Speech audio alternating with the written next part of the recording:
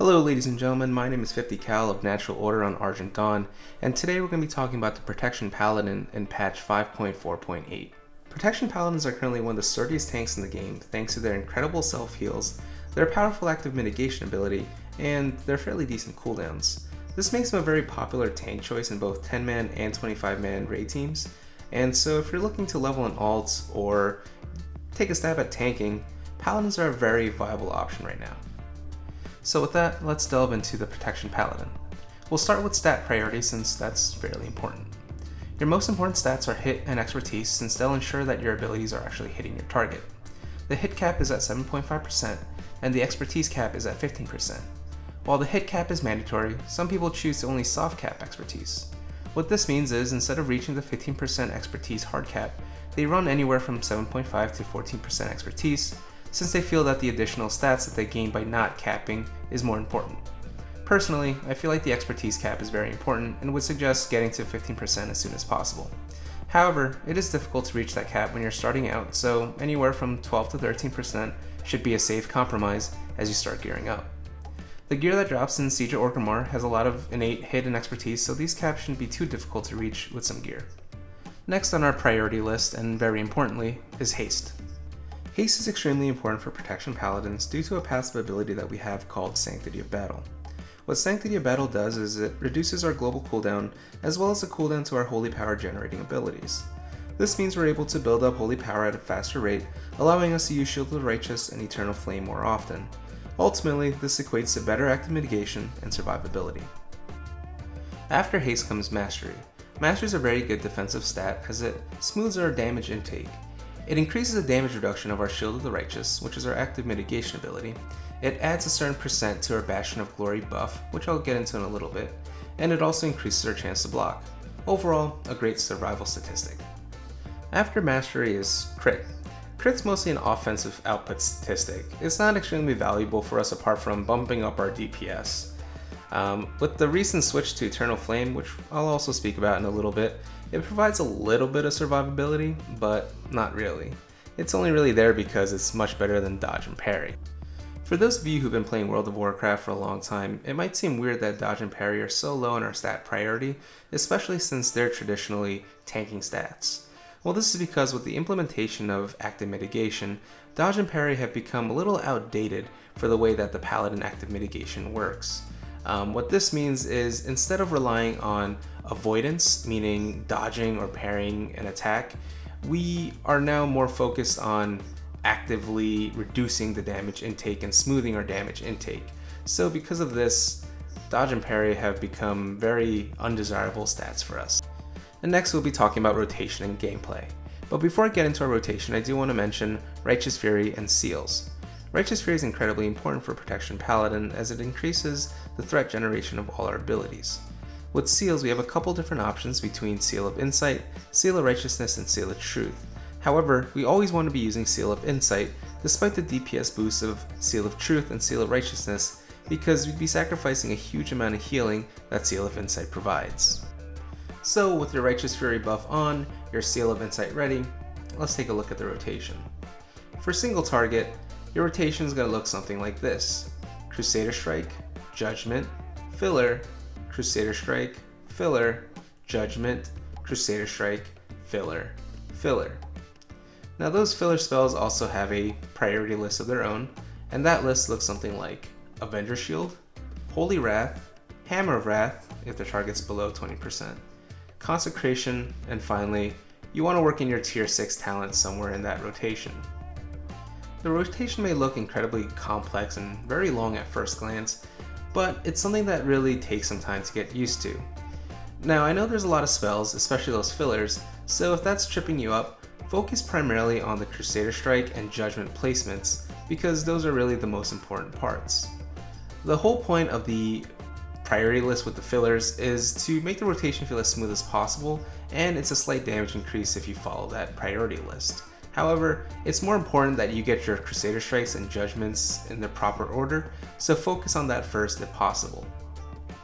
Now I'll be going more in depth about active mitigation in a little bit, but it's important to note Two things. One is you have a cap of 5 holy power, and 2, your Shielded Righteous, your active mitigation ability, is off the global cooldown. What this means is you can hit Shielded Righteous at any time as long as you have at least 3 holy power. Hitting anywhere above 5 holy power would be a waste because, well, it wouldn't count as a holy power generator. So if you see yourself approaching your 5 limit on holy power, make sure you use either Shielded Righteous or Eternal Flame to ensure that you're not wasting a holy power. Our multi-target rotation is nearly identical with our single target rotation, except we replace Crusader Strike with Hammer of the Righteous. The filler priority list also changes slightly, and it now looks something like Consecration, Avenger Shield, Holy Wrath, and Hammer of Wrath. If you're taking 6 to 8 adds, or even more than that, there's a good chance that you'll get flooded with Grand Crusader procs. Grand Crusader is a passive ability that we have, and whenever we dodge or parry a melee attack, there's a very small percent that we get a free Avenger Shield, which also generates a holy power. If this is the case, feel free to spam away with Avenger Shield and enjoy the huge DPS increase you'll probably see. Next, we'll talk about active mitigation and tank survival. This is probably one of the most important parts of this video because with Mists of Pandaria, the way that tanking works has changed fairly significantly. Tanks are no longer the meat shields of previous expansions, and we actually have to work to ensure our survivability. Now this is done through active mitigation, which is a spell which provides a generally short buff to the tank that increases our survivability through stuff like damage reduction, heals or absorbs, or avoidance depending on our class.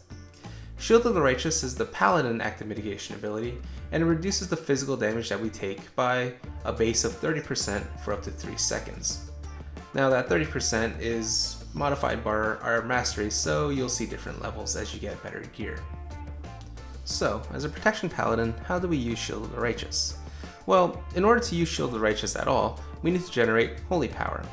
We do this by our Holy Power generating abilities, which are Crusader Strike / Hammer of the Righteous, Judgment, and a Grand Crusader proc Avenger's Shield. Once we have at least 3 Holy Power, we can use Shield of the Righteous whenever we want. However, sometimes it's better off to hold off and pull up Holy Power if the boss is about to use a hard-hitting ability. For example, if you see that the boss is charging up to use an attack and therefore not hitting you, Shield of the Righteous buff would be fairly useless. However, if you pull up to 5 Holy Power, Shield of the Righteous immediately, and then hit the boss with Crusader Strike again, and then follow up with another Shield of the Righteous, you'll now have 6 seconds of useful active mitigation time. It's also important to note that Shield of the Righteous buff only affects physical attacks. This means you'll have to do some research beforehand to figure out which attacks are classified as physical and which are considered magical. Usually it's fairly obvious just by looking at the attack, but there are some times where it might be ambiguous. The Dungeon Journal or the old Google machine are both good resources if you're ever not sure.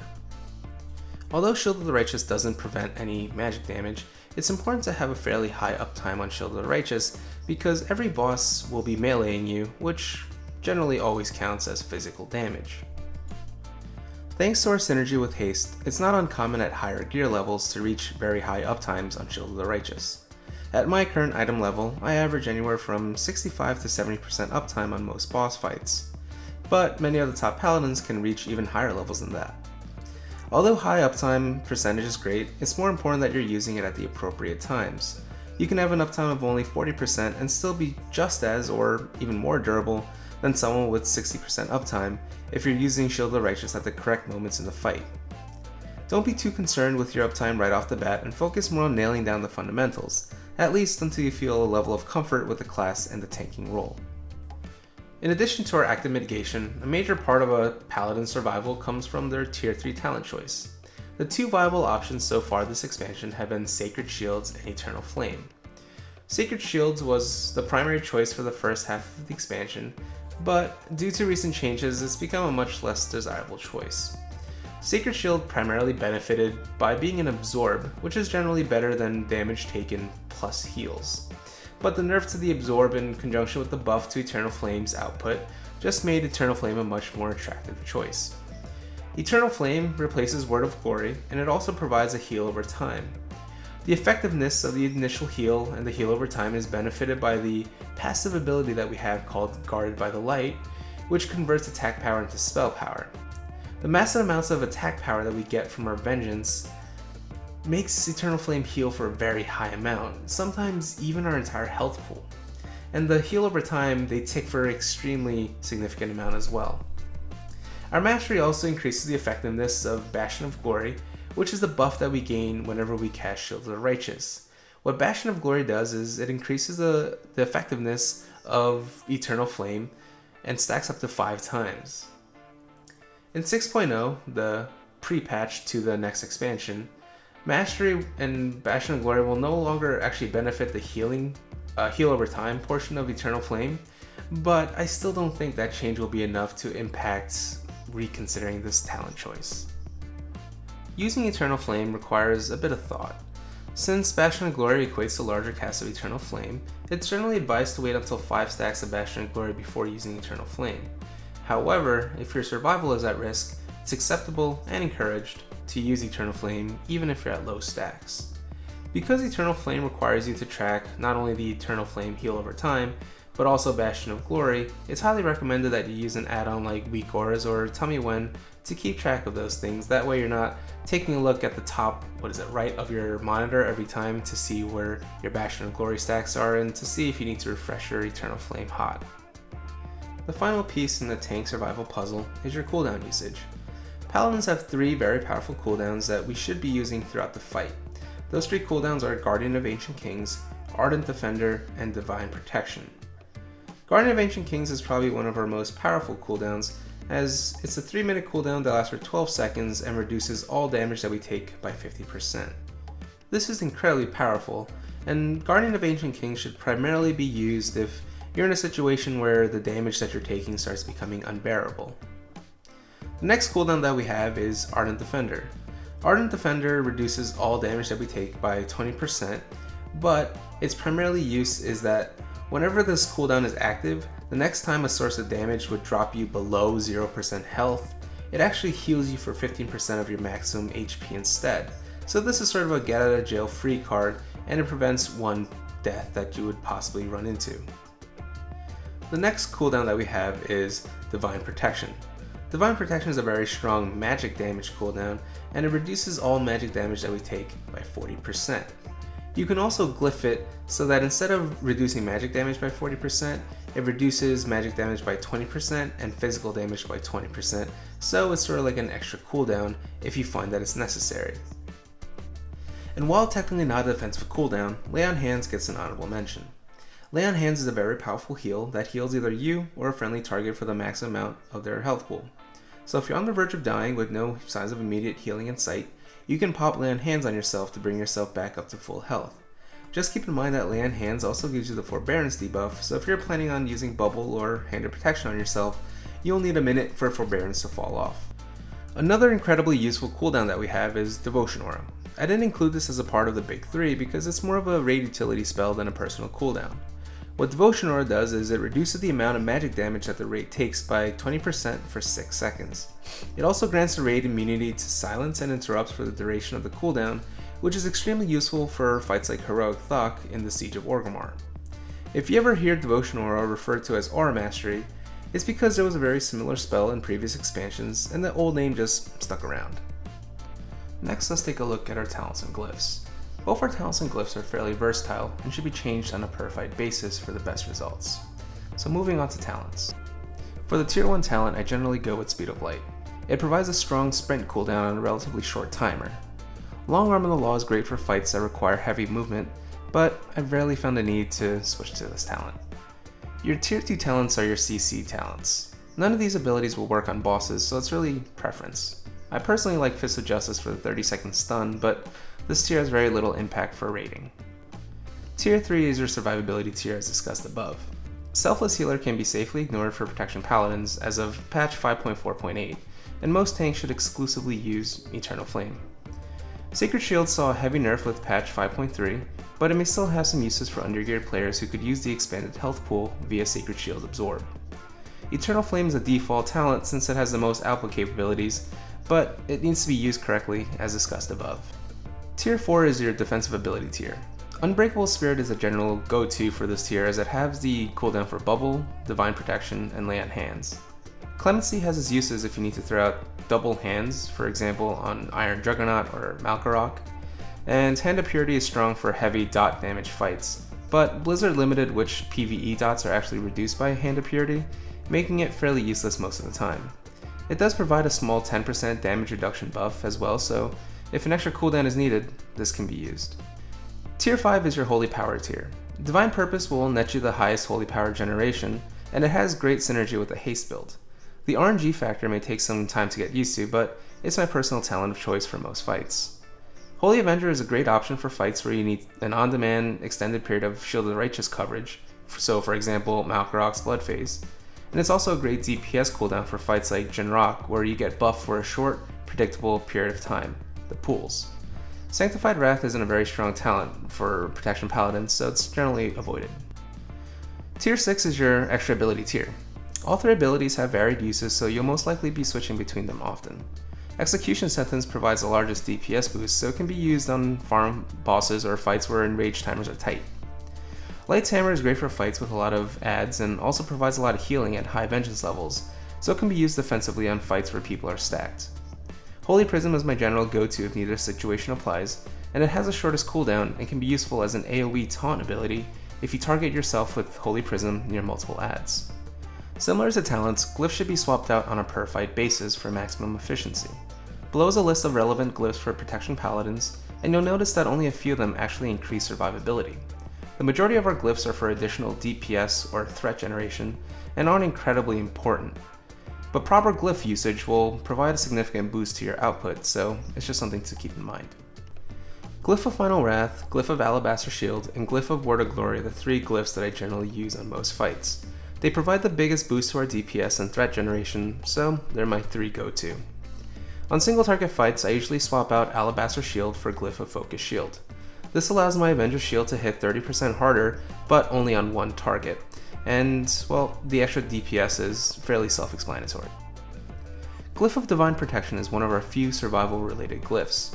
It reduces the amount of magic damage reduction that Divine Protection does, but also adds a physical damage portion to that as well. This glyph is particularly useful at lower item levels or during progression to help boost survivability. Since survival is a tank's #1 priority, swap in this glyph for any of the ones above if needed. Glyph of Double Jeopardy is a useful glyph for multi-add fights.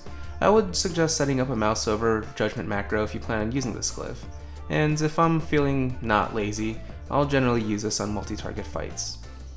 Taking a look at our minor glyphs, there are only 2 that really have any significance. Glyph of Focus Wrath makes it so that our Focus Wrath only affects one target.